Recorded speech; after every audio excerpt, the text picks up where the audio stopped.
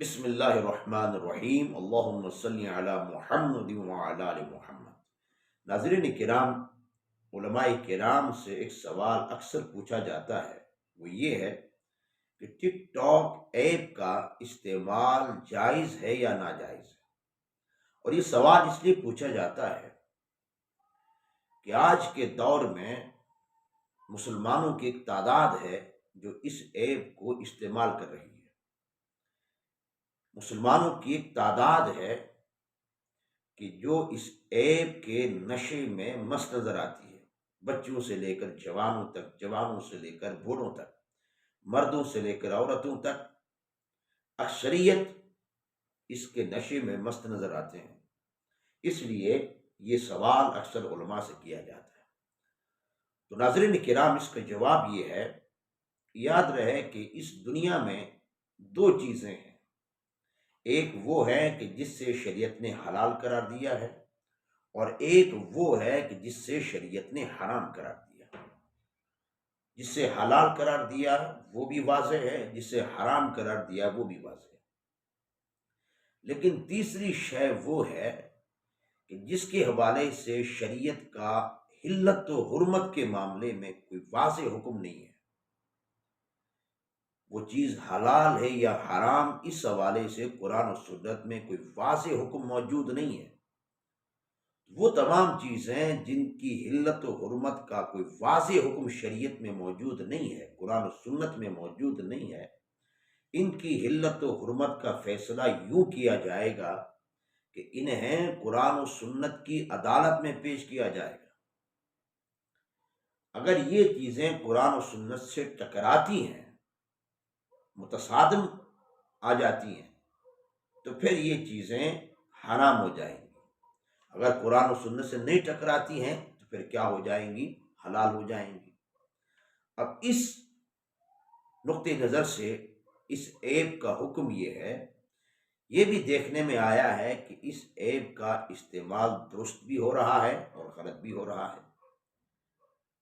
درست کوئی اچھا سبق دیا جاتا ہے، کوئی اچھی بات کہی جاتی ہے، یوں اس کا استعمال درست ہو رہا ہے، اور لیکن اکثریت کے طور پر اکثر دیکھا جائے تو اس ایپ کا غلط استعمال ہوتا ہے۔ وہ غلط استعمال کس طرح ہوتا ہے کہ اس ایپ کے ذریعے فحاشی کو پروموٹ کیا جاتا ہے، فحاشی ہوتی ہے، عریانی ہوتی ہے، شکلیں بگاڑی جاتی ہیں، لوگوں کا مذاق اڑایا جاتا ہے۔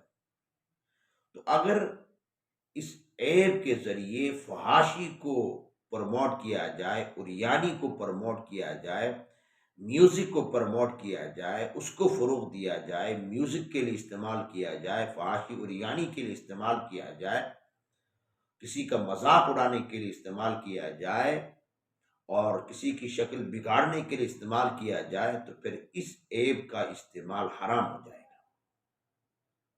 اس لیے کہ فحاشی شریعت میں منع ہے، مذاق اڑانا شریعت میں منع ہے، گانے باجے بجانا سننا شریعت میں منع ہے، اپنی شکل کو بگاڑنا شریعت میں منع ہے۔ تو اگر اس کا استعمال غلط کاموں میں ہوتا ہے، فحاشی عریانی میں ہوتا ہے، جھوٹ میں ہوتا ہے، گانے باجوں میں ہوتا ہے، تو پھر اس کا استعمال کیا ہو جائے گا؟ حرام ہو جائے گا۔ اگر اس کے ذریعے کوئی اچھا پیغام دیا جاتا ہے تو پھر اس کا استعمال درست ہو جائے گا۔